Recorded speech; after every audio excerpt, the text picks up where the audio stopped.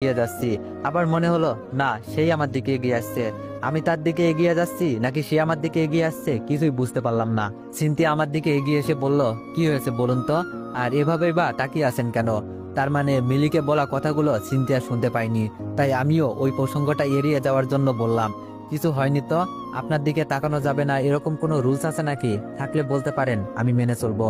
আমার এরকম টেরা কথা শুনে যে সিনথিয়া খুব একটা খুশি হতে পারলো না সেটা বুঝলাম আমি।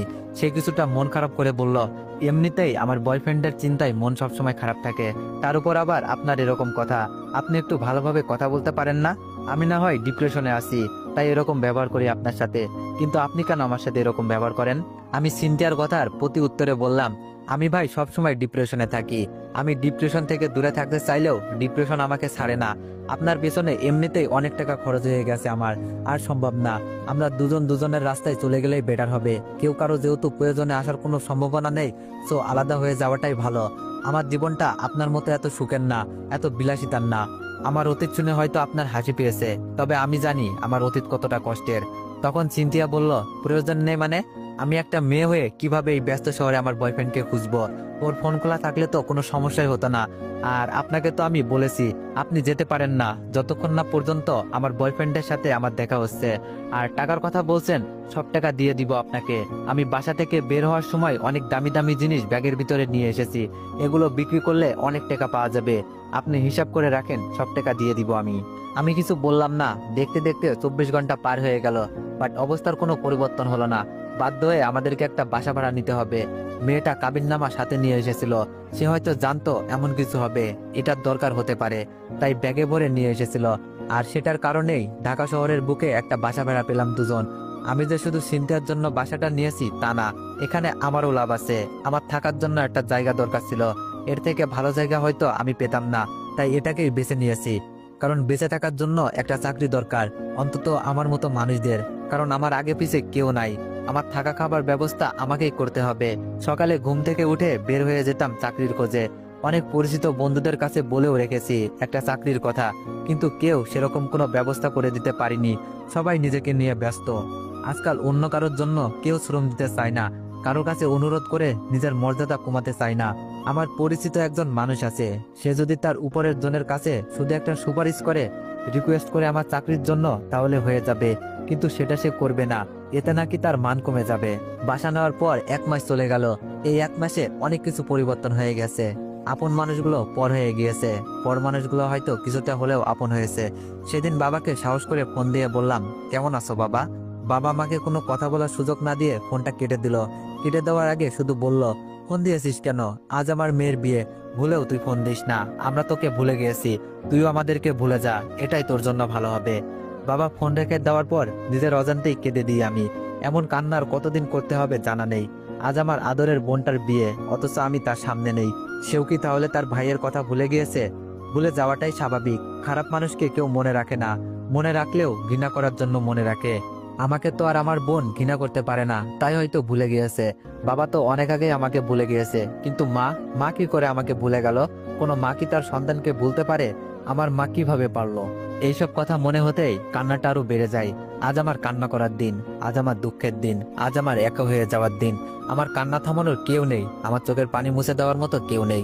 চিন্তা কি আমার চোখের পানি মুছে দিতে পারে না? এই 1 মাসে তো সে আমার অনেক কাছে এসেছে, আমাকে নিজ হাতে রান্না করে খাইয়েছে।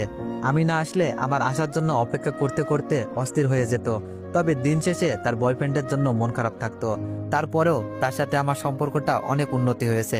সত্যি বলতে আমার ভালো থাকার জন্য একটা মানুষ প্রয়োজন, হোক সেটা ভালোবাসার মানুষ কিংবা ভালো লাগার মানুষ। এই পৃথিবীতে একা একা ভালো থাকা যায় না, ভালো থাকার জন্য কাউকে দরকার। কিন্তু আমার তো ভালো থাকার জন্য কেউ নেই, তাহলে আমি ভালো থাকবো কিভাবে? এত কিছুর পরেও অন্য 8-10টা মানুষের মতো আমারও যে একটু ভালো থাকতে ইচ্ছে করে। আবার মনে হয় এই পৃথিবীতে সব মানুষের ভালো থাকা হয় না, কিছু মানুষ অকারণেই খারাপ থাকে। আমি হয়তো সেই খারাপ থাকা মানুষগুলোর মাঝেই একজন। হঠাৎ করে লক্ষ্য করলাম আমার পেছনে সিনথিয়া দাঁড়িয়ে আছে।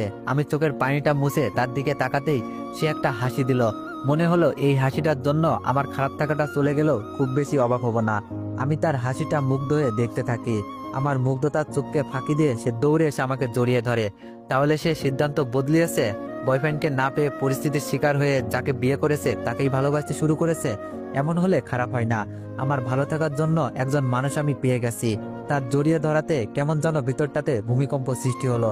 আমিও যখন তাকে দুই হাতে জড়িয়ে ধরার জন্য হাত বাড়িয়ে দিলাম, ঠিক তখনই সে আমার থেকে নিজেকে ছাড়িয়ে নিয়ে কিছুটা পেছন দিকে সরে গেল। তারপর বলল, জানেন আজ আমি অনেক খুশি, হয়তো পৃথিবীর সব থেকে সুখী মানুষটাও আমি। ওর সাথে কথা হয়েছে আমার, 1 সপ্তাহ পরেই আমাদের দেখা হচ্ছে। ওর ফোনটা হারিয়ে গিয়েছিল, যার কারণে আমার সাথে যোগাযোগ করতে পারিনি। ছিনতাইকারীরা টাকা পয়সা মোবাইল সবকিছু ওর কাছ থেকে নিয়ে গেছে। এইসব নিয়ে যাওয়ার সময় ওকে আহত করেছিল, যার কারণে ও এতদিন হসপিটালে ছিল। আমার সাথে যোগাযোগ করতে পারিনি। আমি জানতাম আমার ভালোবাসার মানুষটা আমার সাথে এমনটা করতে পারে না। ওর প্রতি আমার অনেক বিশ্বাস ছিল, আজ সেটা সত্যি প্রমাণ হয়েছে। আর কেউ না জানুক, আমি তো জানি ও আমাকে কতটা ভালোবাসে। 1 সপ্তাহ পর আপনি চলে যেতে পারবেন, তবে চলে যাওয়ার আগে ওর সাথে আপনাকে দেখা করাতে চাই। আপনি আমার জন্য অনেক করেছেন, আপনার প্রতি আমি সারা জীবন কৃতজ্ঞ থাকবো। চিন্তার কথাগুলো শুনে খুব খারাপ লাগলো। এই খারাপ লাগার কারণটা আমার কাছে জানা নেই। আমি অভিনয়ের হাসি হেসে বললাম, শুভকামনা আপনার জন্য। সবশেষে তাকে পেয়েই গেলেন। আপনার ভবিষ্যৎ জীবন সুখের হোক, এটাই চাই। কথাগুলো বলেই আমি বারান্দায় চলে গেলাম। আকাশের দিকে তাকিয়ে নিজের মন খারাপের কথাটা আকাশকে বললাম, কিন্তু কোনো উত্তর পেলাম না। এমন সময় দেখলাম কে যেন ফোন দিয়েছে। অনিচ্ছা সত্ত্বেও ফোনটা ধরলাম। ওপাশ থেকে মেয়ে কণ্ঠে কেউ বলল, স্যার আমি অবনী, আমি আপনার সাথে দেখা করতে চাই। সেদিন আপনার সাথে অনেক খারাপ ব্যবহার করেছি। আমি সব সত্য জেনে গিয়েছি।